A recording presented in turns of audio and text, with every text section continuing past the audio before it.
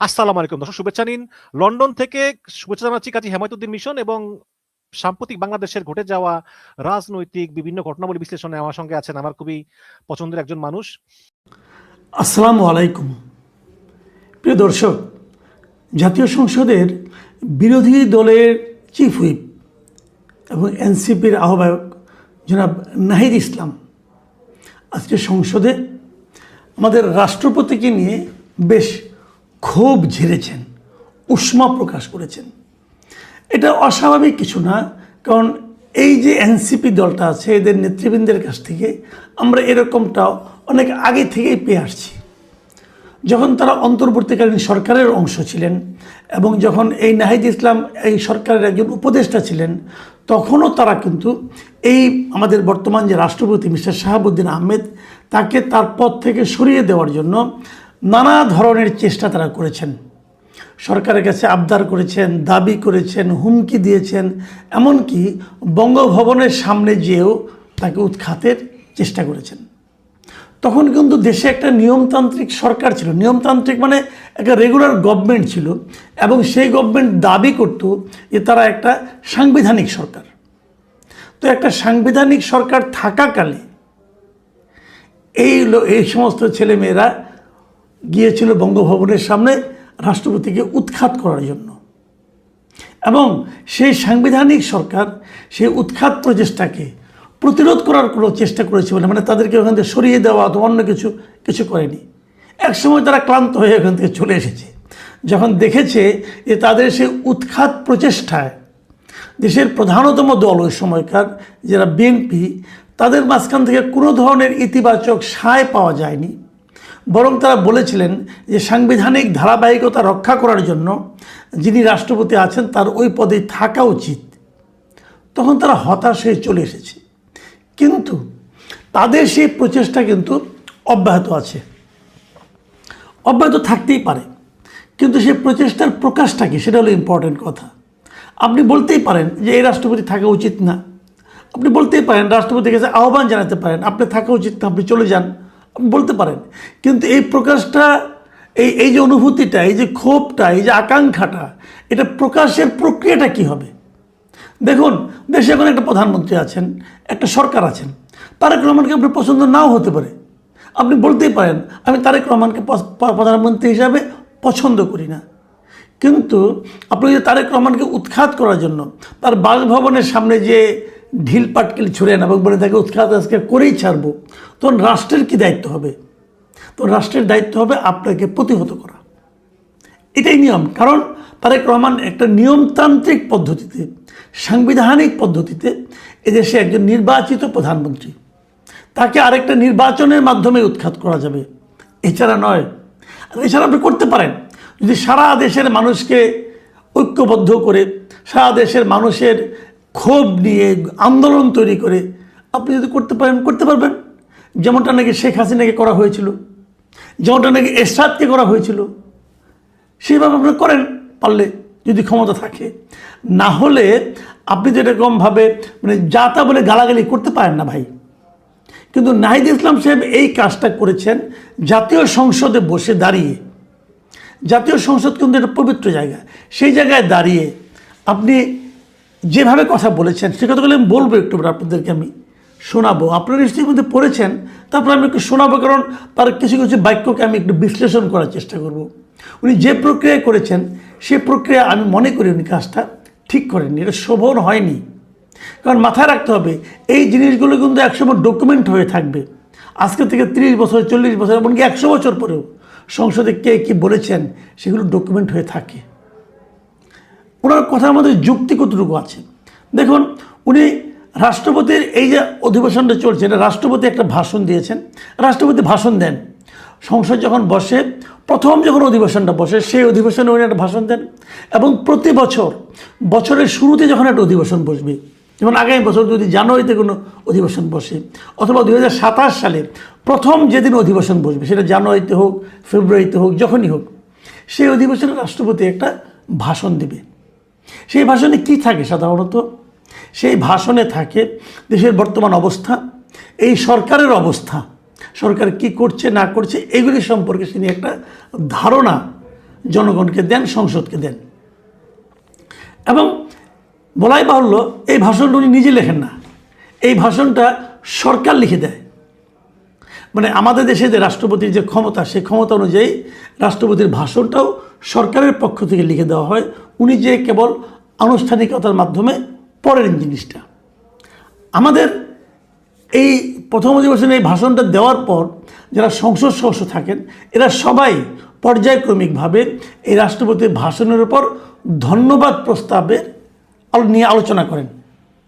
আমাদের নাহিদ ইসলাম সাহেব কী করেছেন, উনি প্রথমেই বলেছেন, আমি রাষ্ট্রপতি প্রেসিডেন্ট শাহাবুদ্দিনের বক্তব্য আমি শুনিনি। তো শুনেন না তো দাঁড়াইছেন কেন? আপনি যে ভাষণ শুনেননি, সেই ভাষণের উপর আনা ধন্যবাদ প্রস্তাবের আলোচনা দাঁড়িয়েছেন কেন? আপনাদের দাঁড়ানোর কোনো একটি, আপনি তো শুনেনি না এটা। এবং তারপরে উনি আরও বলেছেন যে এ নিয়ে আমার বলার কোনো আগ্রহ নাই। তো আগ্রহ নাই তো খারাই গেছেন কেন ভাই? আমি তো আগ্রহী নেই, চুপচাপ থাকেন, বলেন এই ভাষণ আমি শুনি নাই, এটি নিয়ে আমি কোনো আলোচনা করবো না। আপনি তো বলবেন যে উনি তো ওয়ার্কআউট করেছেন, হ্যাঁ ওয়ার্কআউট করেছেন, কিন্তু ওয়ার্কআউট করার পর যে জিনিসটা হয়, আমাদের যে অভিজ্ঞতা আর কি, ওয়ার্কআউট করার পর ওরা কিন্তু ওই এলাকা ছেড়ে চলে যান না। ওয়ার্কআউট করার পর ওনারা যার যার কক্ষে যেয়ে বসেন, ওখানে তো বিরোধী দলের একটা কক্ষ আছে, ওখানেও কিন্তু লাউড স্পিকারে সংসদের ভেতরে কী চলছে সব ওখানে শোনা যায়। তো উনি তো শুনেছেন, হয়তো প্রতিবাদ শুরু পর্যন্ত ওয়ার্কআউট করেছেন। সেই প্রতিবাদটা কেন, কী কারণে, এটা আমার কাছে এখনও বোধগম্য হয় নাই। যখন ওরা করেছেন, করতেই পারেন, এটা একটা সংসদীয় রীতি। কিন্তু আপনি যেটা নিয়ে শুনেন নাই, সেটা নিয়ে আলোচনা করার জন্য দাঁড়িয়েছেন কেন? উনি বলার চেষ্টা করেছেন এই রাষ্ট্রপতি খুবই মন্দ এবং তার কিছু কুকীর্তি উনি হাউসের সামনে তুলে ধরতে চান বলে উনি দাঁড়িয়েছেন। ওকে, উনি কী কী কুকীর্তির কথা বলেছেন সেটা একটু বলি। ওনার ভাষায় উনি বলেছেন যে এই শাহাবুদ্দিনকে, মানে নাম ধরে বলেছেন ভাই নামটা একটু বললো, কিন্তু বয়সেও আপনার বাপদাদা সমান হবে, বাপের সমান হবে, তাই না? একটা বয়স্ক লোককে সম্মান করুন। আচ্ছা, শাহাবুদ্দিনকে দুদকের কমিশনার করা হয়েছিল 3টি অ্যাসাইনমেন্ট দিয়ে। অ্যাসাইনমেন্ট 3টা কী কী? খালেদা জিয়া ও তারেক রহমানকে দুর্নীতির অভিযোগে শাস্তি নিশ্চিত করা, পদ্মা সেতু দুর্নীতির অভিযোগ থেকে আওয়ামী লীগকে ক্লিনচিট দেওয়া, মঈনুদ্দিন ফখরুদ্দিনের আমলে আওয়ামী লীগের বিরুদ্ধে হওয়া দুর্নীতির মামলা থেকে শেখ হাসিনা ও আওয়ামী লীগ নেতাদের মুক্তি দেওয়া। এই 3টা কাজ শাহাবুদ্দিন সাহেব করেছেন। এই 3টা কাজের সঙ্গে আর কেউ জড়িত ছিলেন না। পুরো দায় আপনি শাহাবুদ্দিন আহমেদকে দিয়ে দিলেন। শাহাবুদ্দিন আহমেদকে পুরো কাজগুলো করার মতো অবস্থানে তখন ছিলেন। দুদকের পরিচালকের হাতে কতটুকু ক্ষমতা থাকে? দুদকের একজন চেয়ারম্যানও তো থাকে, একজন চেয়ারম্যান থাকে, আরও বেশ কয়েকজন পরিচালক থাকে। উনি এককভাবেই ক্ষমতা অধিকারী ছিলেন, ধরলাম ছিলেন। যদি অন্যায় হয়ে থাকে ওনার বিচার করবেন, আপনি ওনার বিরুদ্ধে মামলা করবেন। কিন্তু সমস্যা হলো উনি যতক্ষণ প্রেসিডেন্ট থাকবেন তখন তো মামলা করতে পারবেন না। ঠিক আছে, প্রেসিডেন্ট পদে চলে যাওয়ার পর মামলা হবে, কিন্তু এই ধরনের অপরাধ আপনি আর যেগুলো আপনি বলেছেন তো আপনার অভিযোগ একটাও তো প্রমাণিত না। ওনাকে যে এই 3টা অ্যাসাইনমেন্ট দেওয়া হয়েছিল আপনি কোথায় শুনছেন? কোনো প্রমাণ আছে আপনার কাছে? নাই তো। এরকম অভিযোগ তো আপনার যে নেতা তাদের বিরুদ্ধেও আছে, আপনার বিরুদ্ধেও আছে। যে ডক্টর ইউনূসের সঙ্গে আপনি ছিলেন, ডক্টর ইউনূসের বিরুদ্ধেও আছে। তাহলে ডক্টর ইউনূস যখন প্রধান উপদেষ্টা হন তখন তো তিনি অলরেডি কনভিক্টেড, এবং সেই মামলা, যে মামলা তার বিরুদ্ধে কনভিকশন হয়েছে, উনি সেই মামলার মানে যে সাজা হয়েছিল উনি সাজা দিয়েও দিয়েছেন। মানে জেল কাটেন নাই, যে ক্ষতিপূরণ ওনার কাছে চাওয়া হয়েছিল উনি সেটা দিয়েও দিয়েছেন। তার মানে উনি নিজের অপরাধ স্বীকার করেছেন। তখন তো আপনার কোনো ঝামেলা হয় নাই ভাই। দেখুন, একটা কথা বলি, এবং আমি আরেকটা কথা বলি। উনি আরেকটা বলেছেন কি, আমাদের দুর্ভাগ্য এই দুর্নীতিবাজ, মিথ্যুক, অপদার্থ এখনও বাংলাদেশের প্রেসিডেন্ট। একটা প্রেসিডেন্টকে আপনি এই ভাষায় বলতে পারেন না। উনি মিথ্যুক কীভাবে, অপদার্থ কীভাবে প্রমাণ করেন তো? আপনি করেন। আপনি যদি হয়, অনেক সময় মিথ্যুক এবং অপদার্থরা সবাইকে তাই মনে করে, এটা এক সময় হয়, কিন্তু আপনি এভাবে যে বললেন কথাটা, একটা কথা মাথায় রাখবেন ভাই, রাষ্ট্রপতি কেবল একজন ব্যক্তি না, রাষ্ট্রপতি একটা প্রতিষ্ঠান, এটা একটা ইনস্টিটিউশন। এটা সব দেশে এভাবে মানা হয়। যে সমস্ত দেশগুলো পার্লামেন্টারি সিস্টেমে চলে সেখানে রাষ্ট্রপতিকে একটা ইনস্টিটিউশন হিসেবে মানা হয়। ভারতের কথা ভাবেন, উদাহরণ দিয়ে বলি, ভারতে 2014 সালে যখন বিজেপি ক্ষমতায় আসলো, তখন কংগ্রেসকে হারিয়ে আসলো, তখন কংগ্রেস কর্তৃক নির্বাচিত রাষ্ট্রপতি ছিলেন প্রণব মুখার্জি। তখনও প্রণব মুখার্জির মেয়াদ আরও কয়েক বছর বাকি ছিল। বিজেপি কিন্তু প্রণব মুখার্জিকে সরিয়ে দেয়নি। প্রণব মুখার্জি ওনার পুরো মেয়াদ শেষ করে তারপরে নেমেছেন।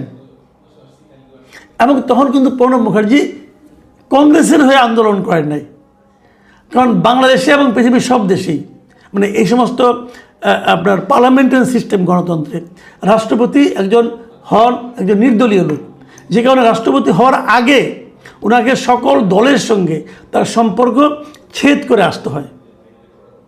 এবং আমাদের এই রাষ্ট্রপতিও কিন্তু উনি আগে আওয়ামী লীগের সঙ্গে ছিলেন, উনি আওয়ামী লীগের সঙ্গে সম্পর্কে ছেদ করে এসেছেন। এবং আগামীতে যখন বিএনপি কোনো রাষ্ট্রপতি নির্বাচন করবেন তখন বিএনপি কিন্তু একই কাজ করবেন। হয়তো উনি ওনার দলের কোনো সিনিয়র লিডারকে রাষ্ট্রপতি বানাতে চাইবেন, কিন্তু ওই সিনিয়র লিডার কিন্তু রাষ্ট্রপতি ইলেকশন করার আগ মুহূর্তে, নমিনেশন সাবমিট করার আগ মুহূর্তে ওনার দল থেকে পদত্যাগ করে নমিনেশন সাবমিট করতে হবে। এটাই নিয়ম। এখন তারও বিরুদ্ধে কোনো অভিযোগ থাকতে পারে, এখন তার অভিযোগ থাকলে সেটা নিয়ে আপনি এবার আলোচনা করবেন। একটা লোককে তো আপনাকে ছাড় দিতে হবে ভাই। দেখেন রাষ্ট্রপতি কে, আমি এইটা বলে শেষ করি। বাংলাদেশে যে সংবিধান আছে এখন পর্যন্ত, যেহেতু নতুন সংবিধান এখন হয়নি, সংবিধান সংশোধিত হয়নি, পরিবর্তনও হয়নি, কাজে আমরা ওই সংবিধানটাই মানব। এবং আগের যে ইউনূস সরকার তারাও এই সংবিধানটাকে মেনেছেন বলে দাবি করেছেন, বাট মানেন নেই, আসলে অনেক ফাঁকি ঝুঁকি মারছেন। যাও, সে আলোচনা যাচ্ছি না। আমাদের এই সংবিধানের 48-এর 2 অনুচ্ছেদে কী বলা হয়েছে? বলা হয়েছে রাষ্ট্রপ্রধান রূপে রাষ্ট্রপতি রাষ্ট্রের অন্য সকল ব্যক্তির ঊর্ধ্বে স্থান লাভ করিবেন। মানে উনি কিন্তু নাহিদ ইসলামের লেভেলের লোক না রে ভাই, উনি সকল এই দেশে যত লোক আছে সকলের উপরে ওনার স্থান। আপনি সকলের উপরে যার স্থান, তাকে আপনি গালাগাল করছেন নিচে বসে বসে। এটা একমাত্র মূর্খ, উন্মাদ অথবা শিশুরাই করতে পারে। আপনি শিশু নন, আমি বুঝতে পারছি, বাকি দুটো নিয়ে আমার কোনো প্রশ্ন নাই, কারণ আমি জানি না আপনি কোনটা। এছাড়া করা সম্ভব না। আচ্ছা ঠিক আছে, আপনি দাবি করছেন রাষ্ট্রপতিকে সরাই দিতে হবে, দেন সরাইয়া কোন আইনে দিবেন? রাষ্ট্রপতিকে অভিশংসনের একটা নিয়ম আছে, সেই নিয়মটা কি সেটাও সংবিধানে লেখা আছে। যদি রাষ্ট্রপতি সংবিধান লঙ্ঘন করেন অথবা গুরুতর কোনো অসদাচরণ করেন, এরকম অভিযোগ থাকলে তাকে অভিশংসিত করা যাবে। কিন্তু সেজন্য কি করতে হবে? 151 জন সদস্যের স্বাক্ষরে, 151 কিংবা তার চেয়ে বেশি স্বাক্ষরে অভিযোগটাকে লিপিবদ্ধ করতে হবে, করে সেটা স্পিকারের কাছে দিতে হবে। স্পিকার সেটা বিচার বিশ্লেষণ করবে, করে 14 দিন পরে এবং 30 দিনের আগে, এই সময়ের মধ্যে উনি এটা নিয়ে আলোচনা করবে সংসদে। আলোচনা করার পর ভোট হবে এবং সেই ভোটে 2/3 লোকের সাপোর্ট লাগবে, তারপর উনি অভিশংসিত হবেন। তা আপনি প্রস্তাব আনেন না ভাই। আপনি যদি মনে করেন যে এই ঘটনা লোকটা খারাপ, ওকে ফাইন, আপনি এই প্রস্তাবটা আনেন। আর আপনার আনতে গেলে তো 151 জন লাগবে মিনিমাম, সমস্যা নাই। আপনারা তো 77 জন আছেন তো। তারপরে আর আপনি ওই 84 জনের স্বাক্ষর নিয়ে আসেন। 84 জন এমপিকে আপনি বলেন, বিএনপির এমপি অথবা অন্য কোনো দলের এমপি, তাদেরকে আপনি বলেন, ভাই আমরা তো এরকম রাষ্ট্রপতিকে অভিশংসিত করতে চাই, এই কারণে দেখেন এই তথ্য প্রমাণ আছে, আপনি একটা সিগনেচার করেন। আনেন না, সমস্যাটা কি? আনলে তো প্রস্তাবটা উঠবে, ওই ক্ষমতা আছে, দেখান। কিন্তু আপনি তা করবেন না, আপনি মেঠো বক্তৃতা করবেন সংসদে বসে। এই জন্য তো আপনাকে সংসদে পাঠানো হয় নাই। সংসদে 5টা মিনিট কথা বললে যে পরিমাণ খরচ হয়, সেই খরচ করে এখতিয়ার তো আপনার নাই এইভাবে অপচয় করার। তো এইগুলি কেন? রাষ্ট্রপতিকে আপনি আরেকটা কারণে অপসারণ করতে পারেন, যদি তার শারীরিক বা মানসিক অসামর্থ্য প্রমাণিত হয়। আবার সেই অভিযোগ তুললেই হবে না, সেই অভিযোগ তুলতে হবে।